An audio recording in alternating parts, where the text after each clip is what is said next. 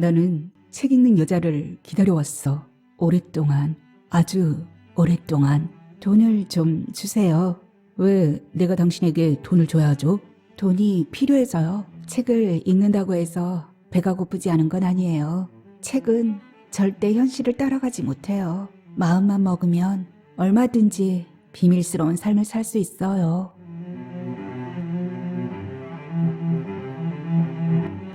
세 사람의 침대. 이도원.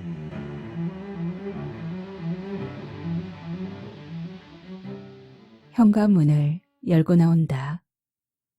낡고 오래된 아파트 계단은 물때와 흙먼지, 껌 자국으로 지저분하다.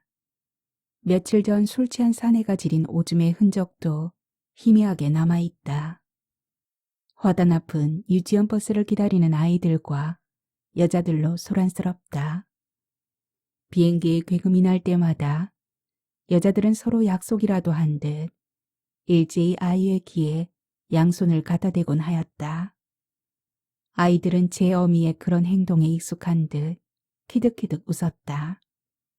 여자들의 얼굴에는 이런 행위를 언제까지 해야 하나 하는 두려움이 역력했다.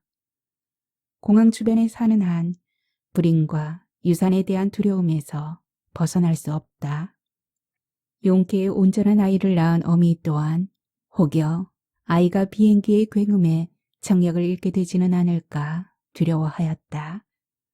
아내는 비행기 소리에 놀랄까봐 아이의 귀를 막아주는 심약한 여자가 아니었다.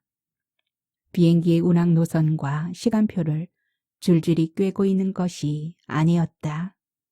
단 한 번도 비행기를 타보지 못했던 나는 공항에서 아내와 아이들에게 손을 흔드는 것으로 만족해야 했다.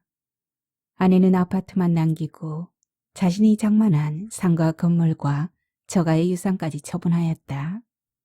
아내는 부부 중 한쪽이 죽으면 수십억 원의 생명보험금이 나온다고 말했다. 한 사람이 죽으면 살아있는 몇 사람이 윤택해지는 거야. 그런 말을 들을 때마다 당신 우리를 위해 죽어주면 좋지 않아. 당신은 사랑도 야망도 없으니까 말이지. 하는 말로 들렸다. 나는 아내에게 여러 경고를 말해주었다. 공동체가 부패하면 할수록 개인적 성취의 유혹도 강해진다. 부르주아지를 증오하는 것이 지혜의 시작이다 하는 말도 있지. 아내는 짜증 섞인 한숨을 내쉬었다. 나는 어쩌다가 이런 남자와 결혼하게 되었을까? 당신은 수지 타산이 맞았어. 나와 결혼해서 말이야. 하지만 난 이게 뭐야? 시바지에다가 가정부에다가 매춘부 꼴이지 뭐야? 어이가 없었다. 여자를 그렇게 대하던 시대는 이미 오래전에 끝났던 것이 아닌가. 방을 얻기 위해 들어간 중개사무소에 아내가 있었다. 이 전세금으로 아파트를 사는 게 좋아요. 직업이 어떻게 되세요? 무조건 대출받아요. 이 아파트는 곧 재개발될 확률이 100%예요. 만약 사실이 아니면 제가 책임질게요. 아내는 자신의 예상대로 아파트 시세가 올랐다는 전화를 자주 걸어왔다. 얼마 지나지 않아 아내의 말대로 재개발이 확정되었다. 아파트의 주인이 되어 이사를 했을 때는 더 이상 나 혼자가 아니었다. 나는 아내와 함께 산 지 얼마 지나지 않아 내가 읽은 책의 양과는 비교도 할 수 없을 정도로 아내의 물욕이 높다는 것을 알게 되었다. 다른 사람이 가지고 있는 것을 소유하지 않으면 고통의 몸부림을 치는 여자라는 사실도 알았다. 아내는 두 아들을 성공한 인물로 키워내는 것이 필생의 목표이자 업적이었다. 나의 어머니가 그러했듯이 아내 또한 자신이 낳은 아이를 통해 자신의 영토를 확장하려고 했다. 여자들의 자궁은 바로 이러한 치열한 경쟁의 시장인지도 몰랐다.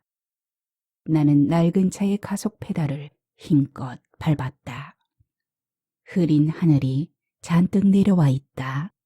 가무구름한 날씨가 며칠 계속되어서일까. 사람들의 눈빛이 초식의 짐승처럼 불안하게 보였다. 낡은 회백색의 건물로 들어섰다. 구립도서관은 도심에서 한참 벗어난 공원의 후미진 입구에 위치했다. 지하 매점에서 눅눅하고 비릿한 냄새가 올라왔고 그 냄새는 2층 자료실을 타고 올라갔다. 전문 도서, 문학 도서, 디지털실로 구분된 자료실은 오래된 책 속의 곰팡이와 사람들의 머리카락, 타액, 정액이 한데 뒤섞인 채 불온한 냄새를 풍기고 있다. 마치 무덤 속에서 빠져나온 듯 사람들은 잔뜩 등을 굽힌 채 책을 읽고 있다. 학생들이 열람실로 들어가고 있다. 그들은 책을 읽을 시간이 없다. 오로지 닭장과도 같은 칸막이에 갇혀 안개하는 도리밖에 없는 그들의 억울한 청춘을 위로해 주는 것은 아무것도 없다. 두 아들도 그랬다. 다시는 이곳에 오나 봐라 하는 비장한 표정으로 5년 전 아내와 두 아들은 떠났다.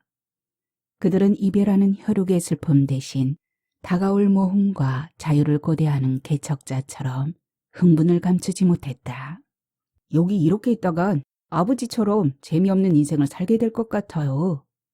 두 아들은 나를 생물학적인 아버지로만 기억하고 있는 것이 틀림없다. 난자를 향해 필사적으로 달려가 정확하게 착지한 운 나쁜 정자. 그 이상 그 이하도 아니다. 두 아들이 만든 블로그를 열어보았다. 아내와 두 아들이 디즈니랜드에 가서 찍은 사진이 올라와 있다. 아내는 선글라스를 쓴 채 웃고 있고 두 아들은 공포영화 속에 나오는 가면을 쓴 채 서로를 향해 손가락을 겨누며 장난을 치고 있다. 마치 그들에겐 애초부터 남편과 아버지의 존재는 없었던 것처럼 보인다. 그들은 내 전화를 열흘 9분 받지 않는다. 그들이 고의적으로 전화를 받지 않는다는 것을 알 수 있다. 아내가 전화를 거는 유일한 경우는 돈을 붙여달라고 할 때뿐이었다. 오죽하면 집조차 팔라고 하겠어. 당신이 보내는 그 적은 돈으론 여기 생활이 턱도 없단 말이야. 이게 다 당신 아들을 위한 거잖아. 아내는 돈을 많이 벌지 못하는 사람이 느껴야 할 수치심에 대해 말했다. 아내는 이승의 전부는 돈이라고 말했다. 물론 저승의 전부도 돈이고 사람 사는 세상이 어디 다르겠어? 아내는 내가 원하는 것을 들어주지 않았다. 함께 밥을 먹고 책을 읽고 산책하는 일, 요리를 하고 여행을 가고 아픈 가족을 간호하는 일. 내가 원하는 것은 이것이었다. 에게? 겨우 그거야? 남자가 되어서 꿈이 그게 뭐야? 나와 아내는 이렇게 서로 달랐다. 내가 고양이를 말하면 아내는 독수리를 말하고 내가 꽃을 말하면 아내는 쥐를 말하는 형국이었다. 상대가 원하는 것은 절대 들어주지 않는 것이 부부의 속성인 것처럼 우리 부부는 그렇게 으르렁대었다. 시험 기간이라 복잡하다. 열람실의 학생들에게 떠밀려 내려온 사람들로 자료실은 빈자리가 없다. 돋보기를 쓴 늙은 남자가 한시를 소리내어 읽고 있다. 옆에 앉은 여대생이 울상을 한 채 늙은 남자를 쳐다본다. 책장 맨 뒤에서는 한 사내가 낮은 목소리로 휴대전화로 통화를 하고 있다. 다리를 정신없이 떨며 책을 읽는 청년과 재채기를 끊임없이 연발하며 신문을 읽는 늙은이와 머리카락을 손가락으로 빙빙 돌리며 여성 잡지를 읽는 중년의 여자가 학생들 틈에 앉아 있다. 몇몇의 노숙자는 책상에 엎드려 잠을 자고 있다. 공원 벤치에서 신문을 덮고 잠을 자던 사람들이 도서관 안으로 들어오는 일이 갈수록 늘어나고 있다. 그들은 간밤의 노숙을 숨기기 위해 공중 화장실에서 얼굴을 씻고 들어온다. 몸에서 나는 먼지와 찌든 냄새는 그들이 얼마나 오랫동안 공공시설에서 유영하고 있었던가를 말해준다. 그들은 서가에서 해몽책이나 요리책, 건강 관련 책을 꺼내 읽다가 얼마 지나지 않아 잠에 떨어졌다. 나는 이 평화로운 공간과 시간을 동경하였다. 지상의 모든 소음이 멈춘 채 오직 삶에 대한 열정, 깨달음의 에너지, 살아있다는 경외감으로 가득한 도서관의 오전. 나는 인간의 행위에 대한 저자들의 통찰과 예언이 없으면 이 세상은 존재하지 않는 것이라고 믿었다. 그리하여 모두가 반대하는 직업을 선택했다. 직장 동료 가운데 그 어느 누구도 나와 같은 자긍심과 포부를 가진 자는 없었다. 그들은 나의 성실함과 검소함을 비웃었고 돈에 인색한 것과 불화 상태에 있는 가족들에 대해 수군대었다. 그러나 나의 직업을 가장 부끄럽게 생각하는 사람은 아내였다. 아내는 책을 읽는 것을 욕망을 거세하는 일이고 욕망이 없는 것은 장애라고 말했다. 책을 읽으면 읽을수록 무책임한 자들을 양산할 뿐이야. 책은 비겁한 사람들의 도피처에 불과해. 내가 경고를 거스른 것은 오직 하나, 결혼이다.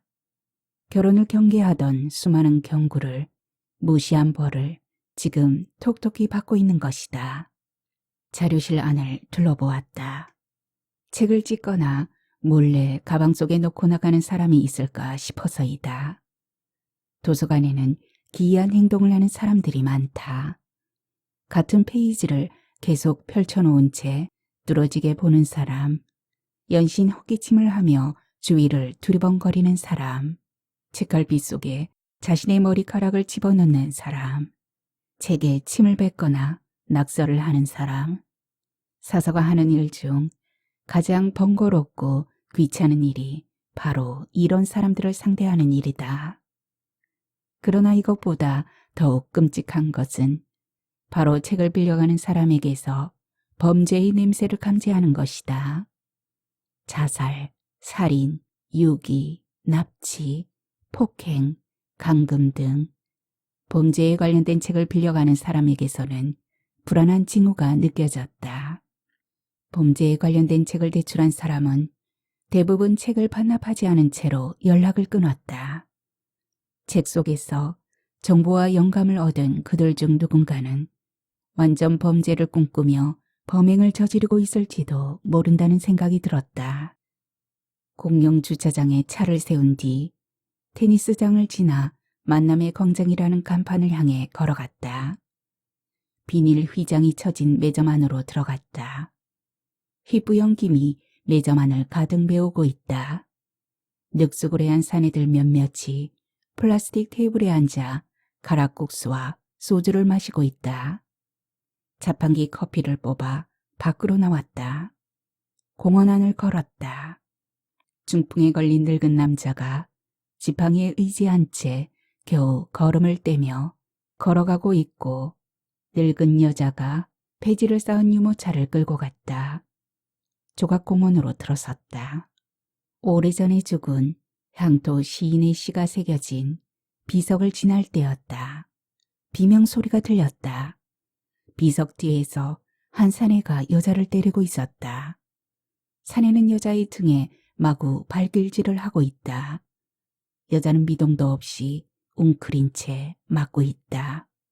사내가 여자의 머리 쪽을 향해 침을 뱉고는 차를 타고 가버렸다. 여자에게 다가갔다. 괜찮아요? 여자가 고개를 끄덕였다. 순간 엉뚱한 생각이 들었다. 보통의 남자라면 이럴 때 어떻게 할까? 여자를 집으로 데리고 가서 따뜻한 차를 주면서 위로의 말을 건넬까? 여자의 환심을 사고 난 뒤 시중을 들게 하거나 자신의 정욕을 채우게 될까? 하지만 나는 그런 류의 남자가 아니었다. 무엇보다 사내에게 대낮에 흠씬 두들겨 맞고도 저항 한번 하지 않는 여자에 대한 호기심이 없었다. 서둘러 조각공원 밖으로 나와 도로 쪽으로 걸어갔다. 순간 여자가 뒤를 따라오는 것이 느껴졌다. 뒤를 돌아보았다. 여자가 나와 몇 미터 거리를 띄워놓고 걸어오고 있었다. 여자를 피하기 위해 조금 전 들렀던 휴게소로 들어갔고 자판기에서 커피를 뽑아 나왔다. 여자가 휴게소 입구에 서 있었다. 여자의 얼굴을 보았다. 헝클어진 머리카락과 창백한 얼굴빛, 초점 없는 눈동자를 보았다. 미친 여자. 혼잣말로 중얼거렸다. 여자를 지나쳐 커피를 단숨에 마시고는 종이컵을 입구에 있는 휴지통으로 내던졌다. 뒤도 돌아보지 않고 주차장 쪽으로 걸어갔다. 마침내 차 앞에 왔다. 뒤에서 여자의 목소리가 들려왔다. 어디로든 따라갈게요. 여자가 말했다. 뒤를 돌아보았다. 여자가 바로 뒤에 서 있었다. 여자는 마치 나의 처분을 바라는 듯 고분고분한 표정이었다. 그건 곤란해요. 급한 일이 있어서 어딜 가는 중이었어요. 거짓말을 하였다. 여자가 입술을 깨물었다. 침묵이 흘렀다. 더럽고 불결한 물건을 대하듯 여자의 시선을 피했다. 차에 올라탔다. 그러자 여자가 말했다. 난 당신을 알아요. 도서관에서 봤어요. 여자가 올려다보았다. 곧 얼마 지나지 않아 여자의 정체를 알 수 있었다. 책을 정기적으로 대출하는 여자였다. 연대출 건수로는 가장 높은 기록을 세우는 여자였다. 하지만 책을 빌리러 온 것인지 잠을 자러 온 것인지 모를 정도로 잠에 골아 떨어졌던 여자였다. 내가 주춤하자 여자가 차 문을 열고 옆 좌석에 올라탔다. 불쾌감에 여자를 밀어내고 싶었다. 그러나 이상하게도 여자에 대한 호기심이 반감과 혐오감 사이를 비집고 들어왔다. 책을 읽는 여자. 이것으로 여자를 참아내기로 작정하였다. 천천히 공원 밖으로 차를 몰기 시작했다. 여자가 말했다. 돈을 좀 주세요. 어이가 없었다. 여자는 돈을 빌리는 사람의 전형적인 표정이었다. 결국 이런 꼴이군. 너에겐 돈을 달라는 여자만 있으니까 말이야. 쓴웃음을 지었다. 매번 어느 누구에게든 돈을 빌려도 되게끔 만드는 나 자신의 존재가 의아했다. 가까운 친척에서부터 먼 친척, 학교 동창, 동네 이웃까지 모두 나에게 손을 벌렸다. 아내는 나의 직업이 그렇게 만들었다고 말했다. 아내는 책을 읽는 사람을 경멸했다. 책과 함께 있는 한 당신은 타인에게 만만하게 빚을 수밖에 없어. 함부로 돈을 빌리고 돈을 갚지 않아도 그렇게 해서 평생 보지 않는다 해도 하등 안타까운 마음이 들지 않도록 만드는 사람이 바로 당신이란 존재야. 왜 내가 당신에게 돈을 줘야 하죠? 돈이 필요해서요. 나는 잔인하게 말했다. 부끄럽지 않아요? 거지처럼 구걸하는 게. 게다가 책을 그렇게 많이 읽었으면서. 책을 읽는다고 해서 배가 고프지 않은 건 아니에요. 그래, 얼마를 주면 되지? 2만 원만 주세요. 그 돈이면 쌀과 감자를 살 수 있어요. 만약 못 주겠다면 그럼 다른 사람에게 부탁할 수밖에 없어요. 더 이상 참을 수가 없었다. 버럭 소리를 질렀다. 그럼 굶으면 되겠군. 어서 차에서 내려요. 차를 세웠다. 여자가 느릿느릿 차에서 내렸다. 속력을 내어 달렸다. 돈을 주었어도 이렇게 마음이 스산했을 거야. 난 최선을 다했어. 적어도 다른 남자처럼 두들겨 패지는 않았으니까. 이렇게 위로를 하며 집으로 돌아갔다.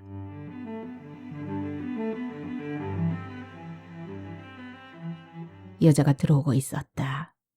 여자는 자료실로 들어오자마자 서가에서 몇 권의 책을 꺼내 테이블로 가지고 갔다. 그리고 쌓아놓은 책 위에 머리를 대고 누웠다. 2명의 여학생이 여자 쪽을 향해 눈을 흘기며 수군거리고 있다. 여자 쪽으로 다가갔다. 여긴 자는 곳이 아닙니다. 여자는 나의 목소리를 듣지 못한 듯 했다. 여자는 일어나지 않았다. 여자의 어깨를 손끝으로 툭툭 쳤다. 여기서 자면 어떡합니까? 나가주세요. 그러자 여자가 겨우 몸을 반쯤 일으켜 세운 자세로 나를 바라보았다. 여자의 눈은 심하게 충혈되어 있어 똑바로 보기가 민망할 정도였다. 여자는 또다시 책상에 엎드렸다. 어이가 없어 여자의 등을 누려보았다.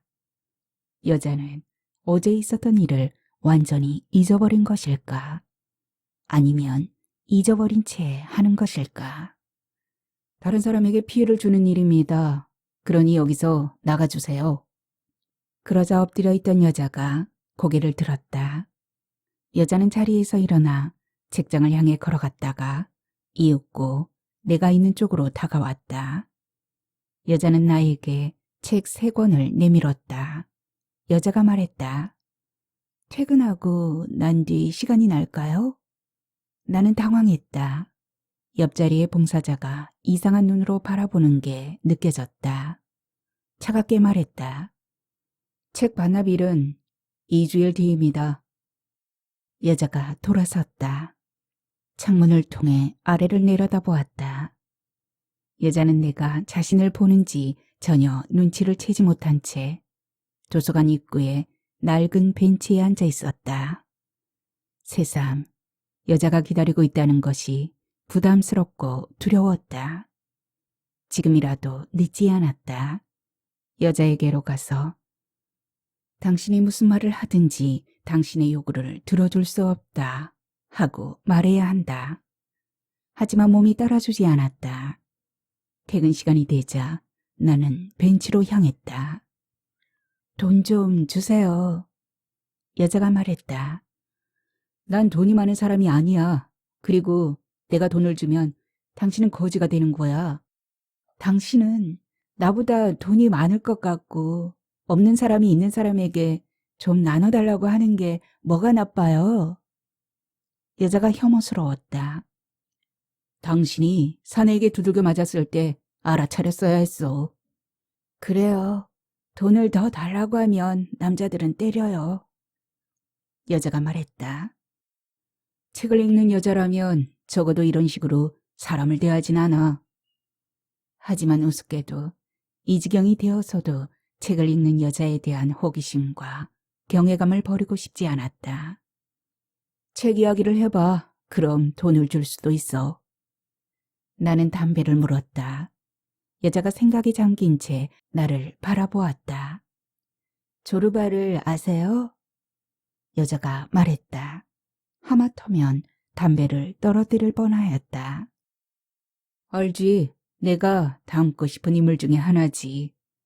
조르바는 배짱이 두둑하고 무엇보다 행복이 뭔지 알았던 사람이었어. 그 책을 쓴 작가는 자신이 창조한 인물인 조르바에 대해 이 세상에서 가장 행복한 사나이라고 말했지. 여자가 말했다. 조르바는 어느 날 버찌가 먹고 싶어 화가 났어요. 버찌가 자신을 가지고 논다는 생각에 속이 상한 조르바는 아버지의 돈을 훔쳐서 버찌 한 소쿠리를 사서 토할 때까지 먹어요. 다시는 버찌 생각이 나지 않도록. 조르바는 누구의 지배도 받지 않는 자유로운 영혼이에요. 단박에 여자가 굉장하게 보였다. 다른 책 이야기도 해봐.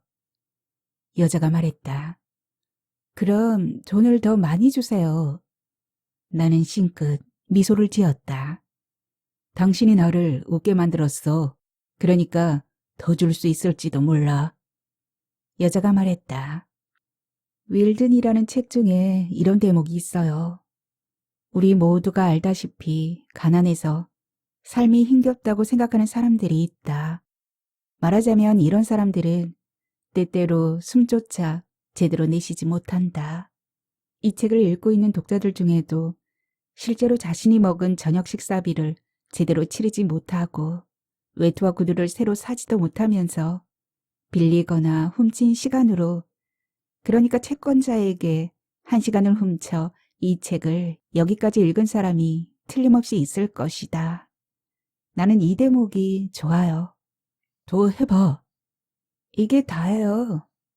나는 책 읽는 여자를 기다려왔어. 오랫동안, 아주 오랫동안. 내가 말했다. 컴퓨터에서 여자가 필린 책 목록을 검색해 보았다. 10여 년 전 여자가 처음으로 대여한 책은 죽음, 자살, 안락사에 관련한 것이었다. 이후 심리학, 문학, 자연과학, 사회과학, 예술 등 주제별 장르별로 다양하게 대여되었고 최근엔 또다시 죽음에 관련된 것이었다. 여자는 하루에 3권씩 규칙적으로 빌려갔고 한 번도 연체된 적이 없었다. 책을 좋아하는 사람이라는 사실만으로 여자의 구걸 행위를 이해하고 싶다는 생각이 들었다. 사내에게 두들겨 맞을 때의 여자, 책 이야기를 하던 여자를 떠올렸다. 여자의 모습은 하나의 일관된 형태가 아니라 마치 여러 명의 여자가 뒤섞인 형태로 나타났다. 여자에게 근사한 책을 가져다 주어야겠다는 충동이 일어났다. 자살이니 죽음이니 하는 것을 지울 만한 책을 읽도록 해주어야겠다는 생각이 들었다. 여자의 집으로 찾아가리라 마음먹었다. 여자의 대출 카드에 적힌 주소지로 도착했다. 재개발 건축 도시를 알리는 현수막이 전봇대에 걸려있고 담벼락마다 철거 예정이라는 표지가 붉은 페인트로 찍혀있다. 이미 문을 닫은 지 오래된 구멍가게와 방앗간, 철물점이 마주한 골목 사이로 거대한 쓰레기 더미가 쌓여있다. 골목 돌계단 위에는 다 깨어진 화분이 놓여있고 화분에는 푸성귀가 말라 비틀어져 가고 있다. 고양이 한 마리가 낯선 방문객을 무서워하지 않는 듯 꼼짝도 하지 않고 있다. 여자의 집은 막다른 골목의 끝이다. 철 대문 옆에 있는 초인종을 눌렀다. 한참이 지나도 기척이 없다. 대문 사이로 마당에 쓰레기 봉지가 쓰러져 있는 것이 보였다. 어쩌면 집 주소가 거짓일지도 모른다는 생각이 들었다. 헛수고를 한지도 모르겠군 하며 돌아서려고 하는 찰나 안에서 소리가 들렸다. 누구세요? 여자의 목소리가 들리자 다리에 힘이 풀리는 것 같은 느낌이 들었다. 여자가 다시 사라질까봐 다급하게 도서관에서 나왔습니다 하고 말했다. 여자가 잠시 주춤하더니 계단을 내려오는 것이 대문 사이로 보였다. 이윽고 여자가 문을 열었다. 여자는 놀란 눈으로 나를 바라보았다. 여자의 어깨 너머로 마당을 훔쳐보았다. 오랫동안 돌보지 않았던지 나무들은 모두 메말라 있었다. 여자는 아무 말도 하지 않았다. 나와 여자 사이엔 침묵이 흘렀다. 여자에게 2권의 책을 내밀었다. 세계의 아름다운 정원을 찍은 사진집과 삶에 대한 용기와 희망이 주제인 수필집이었다. 여자가 정원을 꾸며볼 의지를 갖게 되고 다시 살고 싶어 하는 욕구가 생긴다면 나의 책 추천은 성공이라고 할 수 있을 것이다. 그러나 여자는 아무 말도 없이 돌아서서 가버렸다. 나는 골목을 빠져나왔다. 여자의 집안은 한치 앞을 보지 못할 정도로 캄캄했다. 여자는 양초를 들고 따라왔다. 방은 작고 어두웠고 이불에서는 퀴퀴한 냄새가 났다.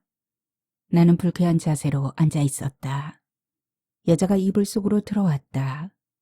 내가 말했다. 추운데 차라도 한 잔 마시면 안 될까? 여자가 방문을 열고 나갔다. 방 안을 둘러보았다. 창문이 엉성하게 달려있는 방은 냉기가 흘렀다. 한참 있다가 여자가 들어왔다. 여자가 내민 잔엔 뜨거운 물이 담겨 있다. 여자는 벽에 기대어 앉은 채 나의 얼굴을 물끄러미 바라보았다. 지갑에서 돈을 꺼내 여자의 손에 쥐어주었다. 여자가 지폐를 유심히 쳐다보았다. 여긴 정말 당신밖에 없는 거야? 아직도 사람들이 살아요. 늙고 병든 사람들이에요. 그들은 어둠 속에서 귀를 세우며 눈동자를 불안하게 굴리고 있어요. 집이 무너질까 봐. 당신은 그들의 눈을 한번 봐야 해요. 책과 얼마나 다른지. 책은 절대 현실을 따라가지 못해요. 여자가 가지고 온 뜨거운 물은 금방 식어버렸다. 여자가 몸을 떨고 있는 것이 보였다. 우리 집으로 가자. 그럴 수 없어요. 내 집이 불편한가? 그러면 모텔로 가. 안 돼요. 그냥 돈을 좀 주세요. 여자는 단호하고 끈질기게 돈을 요구했다. 지갑 속에 남아있던 돈을 모두 방바닥에 던졌다. 여자를 노려보았다. 여자가 나의 귀에 대고 속삭였다. 절대 소리는 내지 말아줘요. 깜빡 잠이 들었던 것일까. 일어나 보니 방 안엔 나뿐이었다. 두꺼운 이불은 냉기를 이겨내지 못했다. 숨을 내쉴 때마다 뿌연 입김이 일어났다. 온몸이 두들겨 맞은 듯 저리고 아팠다. 여자는 어디로 간 것일까? 천장을 바라보았다. 쥐 오줌 자국이 남아있는 천장과 먼지로 뒤덮인 전등, 그리고 녹슨 못에 걸려있는 철진한 달력을 보았다. 외풍이 센 방의 창문 사이로 바람이 무서운 소리를 내며 몰아쳤다. 여자는 아직도 돌아오지 않는다. 딸그락거리는 소리와 문이 열리고 닫히는 소리가 연이어 들려왔다. 발을 질질 끄는 소리는 분명 여자의 것이었다. 겨우 자리에서 일어났다. 벽지가 뜯어진 사이로 시멘트 조각이 떨어졌다. 벽 틈 사이로 손가락을 집어넣었다. 이번엔 마른 흙이 마구 떨어졌다. 방문을 열고 나갔다. 실내가 희미하게 드러났다. 거실엔 짙은 밤나무색의 문이 달린 부엌, 욕실, 그리고 또 하나의 방이 있었다. 순간 그 방에서 인기척이 들리는 듯 했다. 그 방 앞으로 다가갔다. 여자의 이름을 불렀다. 그러자 갑자기 안에서 들려오던 소리가 뚝 끊어졌다. 그리고 문을 잠그는 소리가 들렸다. 여자의 이름을 몇 차례 더 불렀다. 그리고 문 손잡이를 돌렸다. 문은 닫혀 있었다. 갑자기 여자의 실체가 무시무시한 괴물처럼 느껴졌다. 계속 문을 두들겼다. 그래도 문이 열리지 않자 현관문을 열고 밖으로 나갔다. 마당 한쪽에 세워져 있는 녹슨 쇠망치를 들고 나왔다. 그것을 방문에 대고 힘껏 내려 찧었다. 그때 안에서 소리가 들렸다. 그만해요. 여자의 목소리였다. 안에서 문이 열렸다. 여자는 문턱에 발을 딛고 선 채 나를 바라보았다. 여자 뒤로 한 사람이 더 있었다. 머리카락과 수염이 한데 뭉쳐진 창백한 얼굴의 사내가 내가 있는 문 입구 쪽을 바라보았다. 남편이에요. 여자가 말했다. 여자의 목소리가 주술사의 주문처럼 들렸다. 여자가 남편이라고 말한 사내는 아무 말도 하지 않은 채 나를 바라보았다. 사내의 눈은 머리카락과 수염 속에서 마치 인형의 눈처럼 비현실적으로 보였다. 나는 어리석었다. 세상에서 가장 멍청하고 어리석은 남자가 되어버렸다. 여자가 뭔가 근사하리라는 것, 책 속의 무수한 주인공 여자처럼 매혹적인 여자일 것이라는 자기 암시에 걸려들었다는 생각이 들었다. 고작 이런 여자에게 책을 배달하고 돈을 주었다는 것이 기가 막혔다. 여자는 아무 말도 없이 사내에게로 다가갔다. 사내와 여자를 외면하며 여자의 집을 나왔다. 언젠가 여자가 했던 말이 떠올랐다. 마음만 먹으면 얼마든지 비밀스러운 삶을 살 수 있어요. 비틀거리며 골목을 빠져나왔다. 나는 사내가 누워있는 방 바로 건너 방에서 여자와 몸을 섞었던 것이다. 마치 관객처럼 성례를 즐겼을 사내에 대해 분노가 솟구쳤다. 책 속의 여러 구절을 떠올리기 시작하였다. 저주, 악몽, 좌절, 배신, 환멸에 휩싸인 주인공의 처절한 심경을 표현한 문장과 경구를 읊조렸다. 스스로 고뇌하든지 그렇지 않으면 타인을 괴롭히든지 어느 쪽도 선택하지 않고서는 연애는 존재하지 않는다. 또 다른 문장이 떠올랐다. 여자는 남자의 모든 것을 파괴시킨다. 헌신, 근원, 영적인 지식은 더 이상 그의 영혼에 들어가지 못한다. 여자와 황금은 같은 것이다. 그것은 독이 묻은 과일과 같다. 그대가 그것을 쳐다보면 독은 퍼지고 그것을 먹으면 그대로 그대는 죽고 말리라.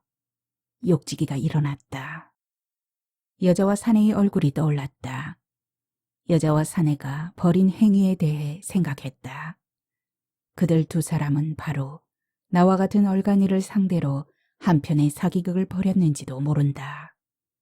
사내는 자신의 아내에게 외간 남자를 끌어들여도 된다는 묵시적인 승낙을 했을 것이고, 방탕하고 뻔뻔한 여자는 나 같은 남자를 끌어들여 돈을 갈취했다.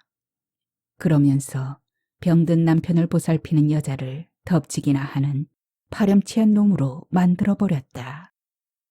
아내가 그토록 염려했던 것은 나의 이런 무지함과 세상에 대한 턱없이 모자란 이해였다. 당신은 세상을 너무 몰라. 책대로 일어나는 일은 없어. 책이 당신을 망치고 있는 거야. 하루가 도저히 끝나지 않을 것 같은 괴로움이 해독 불가능한 책처럼 주위를 에워싸고 있었다. 탈출구를 찾듯 책을 읽었다. 절망의 치료약이 필요했다. 그러나 책 속의 활자는 전혀 눈에 들어오지 않았다.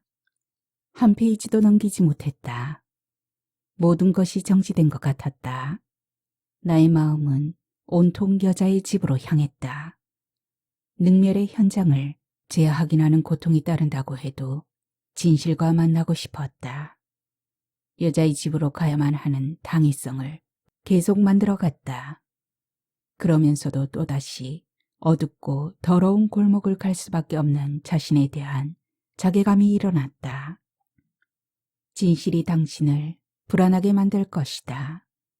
지옥으로 몸을 던지는 꼴이 되고 있다는 것을 깨달았지만 그녀를 만나러 가는 것을 포기하고 싶지 않았다. 차에서 내려 걷기 시작하였다. 이윽고 여자의 집에 도착했다. 대문 옆에 있는 깨진 벽돌을 손에 집어들고 대문을 향해 던졌다. 요라는 소리와 함께 벽돌이 부서지며 바닥에 떨어졌다. 또다시 대문을 향해 던졌다. 떨어진 벽돌을 또다시 집어들어 던지고 그러기를 수십 번 하였다. 어디선가 고양이가 앙칼진 울음소리를 내었다. 얼마나 지났을까? 대문 앞에 여자가 서 있었다. 턱이 뾰족하게 드러난 야윈 얼굴에 시커멓게 끼어있는 김이, 그다지 많지 않은 머리카락이 헝클어져 있었다.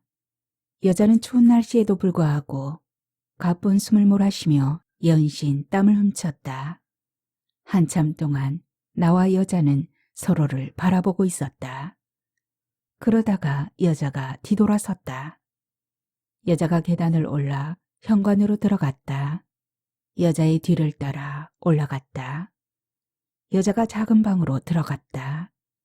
작은 방엔 초 한 자루가 켜져 있었다.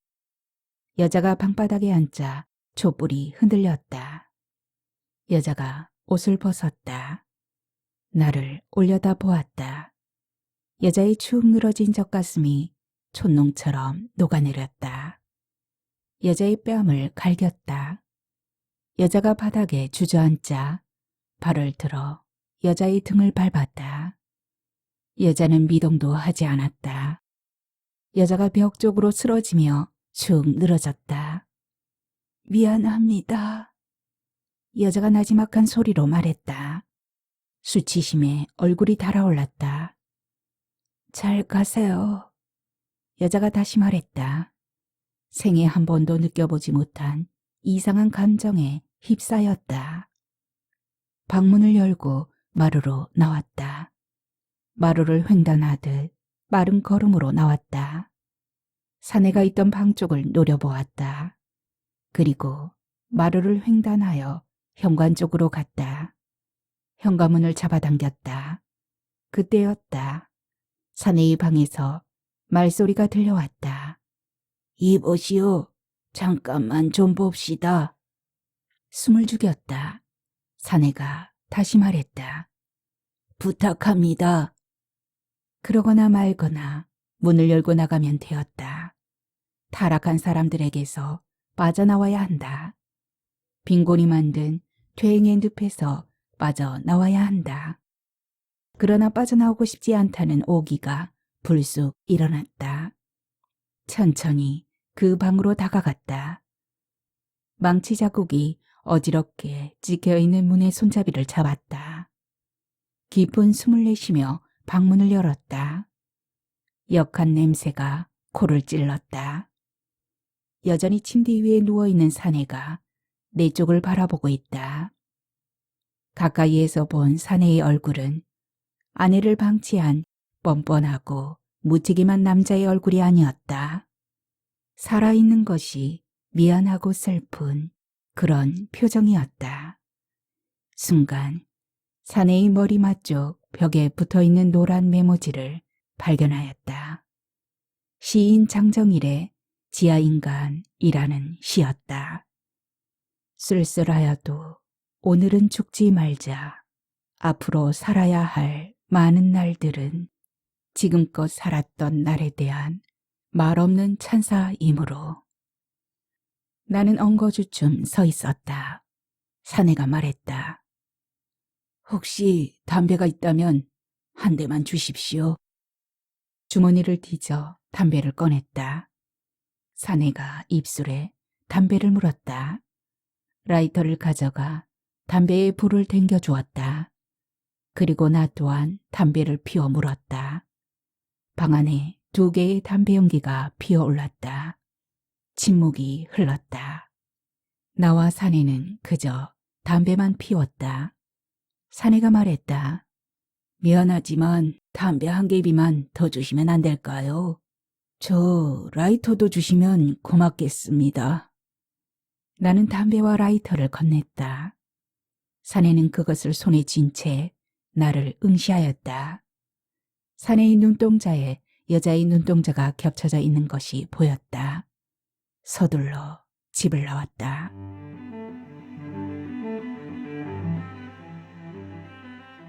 여자의 집에 가지 않았다. 여자도 마찬가지였다. 여자는 겨울이 가고 봄이 오는 동안 단 한 번도 도서관에 오지 않았다. 마지막으로 빌려간 몇 권의 책도 반납하지 않았다. 그동안 도서관은 대대적인 공사를 마쳤다. 2층 벽돌 건물이 콘크리트 5층 건물로 변했고 우중충한 철제 창문이 대형 유리창으로 바뀌었다. 어린이 전용 도서관과 성인 도서관, 열람실과 사서실이 분리되었다. 관계자 외 출입금지 팻말이 걸려있는 방이 늘어났다. 이제 더 이상 노숙자는 도서관에 들어올 수가 없게 되었다. 그들은 컵라면을 손에 든 채 도서관 광장 맨바닥에서 차가운 바람을 맞고 있을 뿐이었다. 나는 도서관과 집을 오갔다. 하지만 아주 가끔 여자와 사내의 안부가 궁금하였다. 그러나 그것은 마치 자동차에 치여 죽은 고양이의 사체가 아직도 그대로 차도에 있을까 하는 일종의 호기심일 뿐이었다. 여자는 여전히 남자들과 몸을 섞으며 생활비를 벌고 사내는 그것을 숨죽이며 외면하고 있을지도 모른다. 그러다가 어느 날 그들의 불행을 목격하고 싶은 강렬한 충동이 일어났다. 여자의 집으로 차를 몰았다. 지분지분 날리는 벚꽃이 과거의 현장을 덮으려는 듯해 발에 힘을 주어 가속 페달을 밟았다. 그러나 차는 앞으로 달리는 것이 아니라 뒤로 달아나는 듯 좀처럼 나아가지 못했다. 여자의 집은 폭삭 내려앉아 있었다. 철대문은 마당 끝에 박혀 있었고 지붕은 검게 타버린 채로 마당에 주저앉았다. 날카롭게 산산조각이 난 유리가 아무렇게나 버려져 있었고 현관문과 붙박이 선반도 검게 타버린 채 뒹굴고 있었다. 자네 속에서 고양이 한 마리를 발견하였다. 골목에서 웅크린 채 있다가 내가 들어서면 눈을 피하지 않고 노려보던 고양이였다. 고양이는 어디를 뒹굴고 있었던 것일까? 시커먼 죄를 덮어쓰고 있다. 어떻게 된 것일까? 여자와 사내는 어디로 간 것일까? 현관 쪽으로 들어갔다. 냉기가 흘렀던 마루는 내려앉은 지붕의 잔해와 허물어진 벽돌 조각으로 인해 바닥이 보이지 않았다. 깨진 가재도구를 밟으며 방 쪽으로 들어갔다.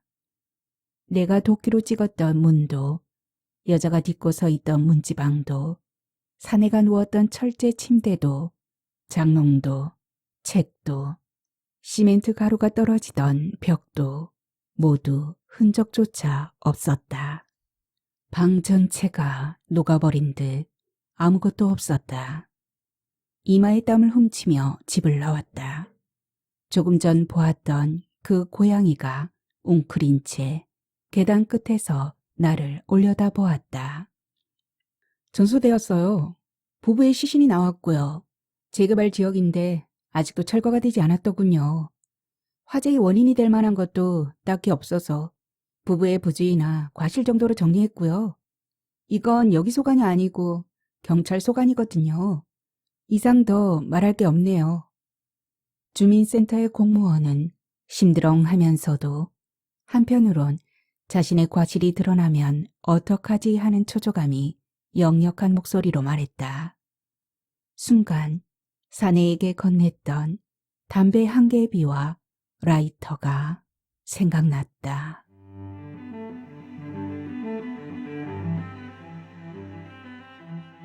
오늘의 소설 이도원 작가님의 세 사람의 침대 여기까지입니다. 이 작품은 12번째 현진건 문학상 수상작품인데요. 작가님은 이런 말을 들려주셨습니다. 소설은 심장을 뛰게 하는 것으로 타인에 대한 공감과 시대의 아픔에 대한 공유, 무엇보다 진심을 찾고자 하는 탐구의 에너지가 없다면 소설 쓰기는 불가능하다라고 말씀하셨습니다. 하소담과 함께 해주셔서 감사하고요. 편안한 시간 되시기 바랍니다. 다음 소설로 또 뵙겠습니다. 감사합니다.